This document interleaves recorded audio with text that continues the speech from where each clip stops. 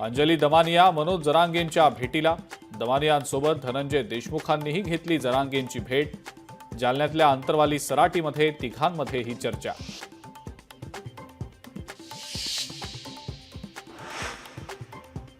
आम्ही वक्फ बिलाला नाही तर भाजपच्या ढोंगाला विरोध केलाय।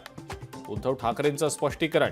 भाजपला हिंदुत्वाचा कळवळा असेल तर झेंड्यातला हिरवा रंग काढण्याचंही दिलं आव्हान। काँग्रेसचा दबाव नाही, एनडीएत असतो तरी तीच भूमिका। उद्धव ठाकरेंचं वक्फ विधेयकावर स्पष्टीकरण। मराठीच्या मुद्द्यावरनं महाराष्ट्र नवनिर्माण सेना दुसऱ्या दिवशीही आक्रमक। ठाणे, पुणे, कोल्हापूर आणि उल्हासनगर आणि सोलापुरात मनसेची बँकांसह इतर आस्थापनांमध्ये देखील धडक। स्पीकरमधनं हिंदीमध्ये घोषणा, महिलेनं वाहतूक पोलिसाला सुनावलं। मराठीच्या मुद्द्यावरनं महिला आणि वाहतूक पोलिसात बाचाबाची। गोरेगावमधल्या घटनेचा व्हिडिओ सोशल मीडियावर व्हायरल।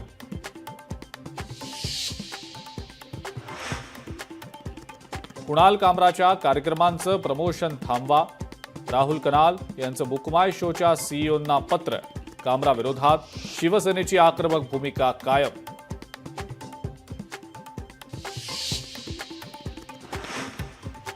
सेलिब्रिटीची हत्या करण्यासाठी आलेल्या 5 जणांना अंधेरीतून अटक। मुंबई गुन्हे शाखेची मोठी कारवाई।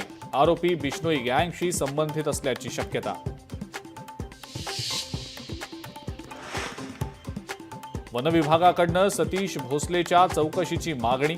वन्य प्राण्यांची शिकार प्रकरणी खोक्याच्या चौकशीसाठी आता वनविभागाचा कोर्टात अर्ज।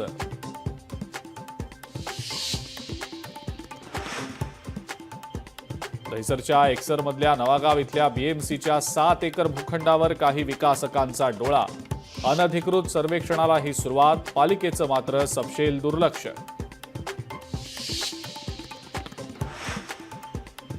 आणि राज्यामध्ये पुढचे 5 दिवस अवकाळी पावसासह गारपिटीची शक्यता। हवामान विभागाचा इशारा। शेतकऱ्यांची धाकधूक वाढली।